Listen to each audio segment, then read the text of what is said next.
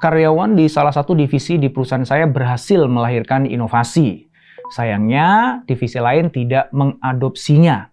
Bagaimana agar inovasi di lingkup divisi atau inovasi lokal itu bisa di-scale up di seluruh unit perusahaan?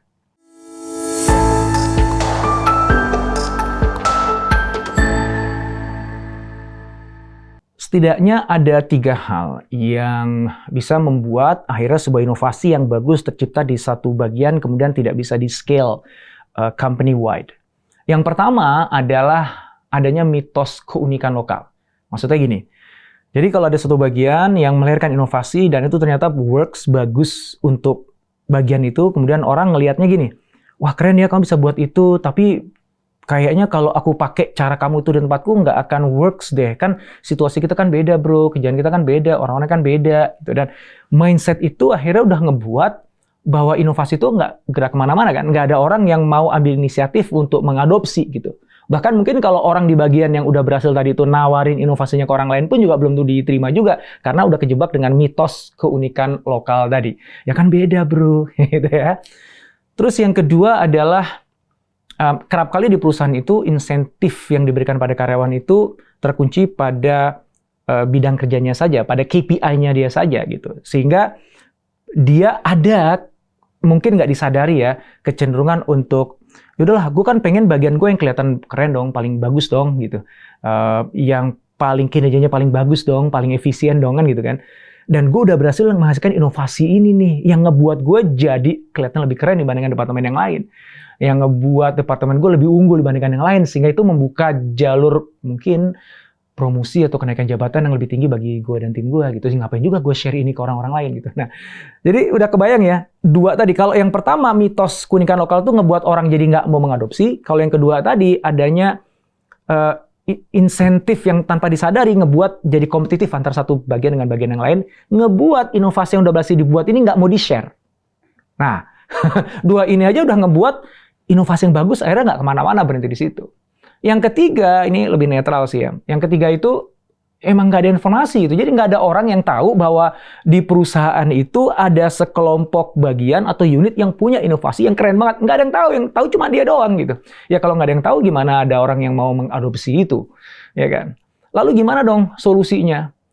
Solusinya ya kembali mengarah kepada 3 hal yang jadi penyebab tadi ya. Untuk yang pertama tentang mitos keunikan lokal itu harus kita patahkan. Caranya gimana?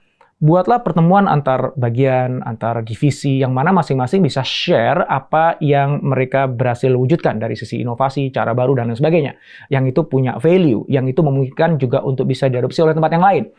Dan pada saat itu kita ajak untuk mencari kesamaan, bukan perbedaan. Jadi ketika tadi bilang, ya kan beda dong tempat lo sama tempat gue, nggak mungkin loh bisa langsung dipakai gitu aja. Berarti kan fokusnya kan pada perbedaannya kan. Nah ini kita shift berpikirnya, lu fokusnya pada kesamaan, karena pasti ada yang sama. Walaupun yang satu finance, yang satu legal, yang satu IT, pasti ada yang sama. Pola komunikasi mungkin sama, pola kerja mungkin sama. Banyak hal kok gitu. Dan ketika cross function ini kumpul, saling sharing dengan spirit mencari kesamaan tadi, maka peluangnya gede kok. Kemudian orang akan berpikir gini, wah, sebenarnya gue bisa juga sih pakai yang lu buat, tapi mungkin harus gue adjust dikit kali ya secara teknisnya. Tapi intinya gue bisa pakai tuh. Gimana caranya untuk gue bisa memanfaatkan yang lo udah buat itu untuk buat kerjaan gue lebih bagus ya. Di saat yang sama gue juga bisa kontribusi ini nih sama lo nih. Sama tau nih bisa bantu lo untuk menyelesaikan urusan yang ini atau mencapai target yang ini kan gitu. Nah itu, jadi memang secara sengaja kita buat cross-functional meeting atau collaboration tadi untuk mencari kesamaan dan saling sharing dan saling menjual inovasinya ke orang lain, dan itu seringkali harus dipimpin oleh leader yang menaungi cross function tadi ya, supaya terbentuk lingkungan, suasana, situasi yang memang bisa menjadi katalis terhadap terwujudnya sinergi tadi. Kemudian kaitan dengan insentif. Nah ini berarti model insentifnya harus diubah sebenarnya kalau kita mau bicara yang benar ya, yang strategis, yang sustainable ya.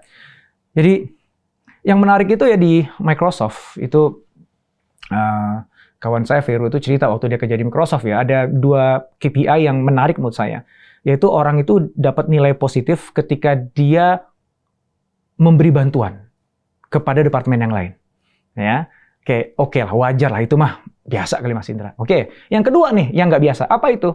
Dia dapat nilai plus ketika dia meminta bantuan. Jadi menarik. Jadi bukan cuman, wah, karena lo sering bantuin orang lain, lo dapat nilai lebih nih dibandingkan dengan orang lain. Bukan hanya itu, tapi meminta bantuan.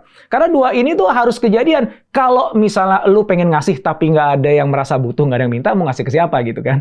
Dan kalau ada yang minta, akan mancing orang untuk memberikan bantuan. Nah, ini adalah dua hal yang saling memperkuat. Nah, demikian juga dengan insentif. Daripada kita buat insentif di mana seolah-olah dia jadi berkompetisi dengan bagian yang lain, walaupun tidak secara langsung, ya, kan namanya karir kan piramida, ya, geraknya ke atas ya, kompetisi dong, siapa yang kelihatan paling keren, paling bagus.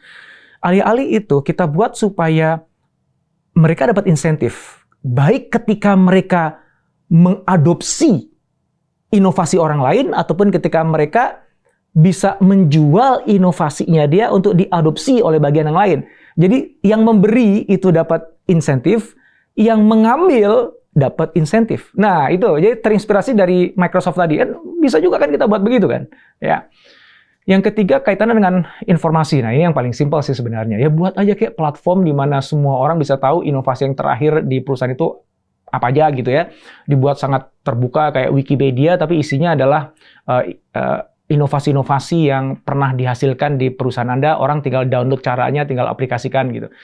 Itu banyak kok tools yang bisa dipakai untuk itu. Intinya adalah make everybody knows bahwa inovasi itu readily available untuk kita bisa pelajari, kita adopsi, modifikasi, dan akhirnya ngebuat kerjaan kita jadi lebih baik. Itu sih, mudah-mudahan kalau tiga itu dijalankan, insya Allah nanti peluang supaya inovasi yang bagus yang udah dihasilkan dari satu bagian atau unit kerja itu beneran lebih besar peluang untuk bisa di-scale company-wide.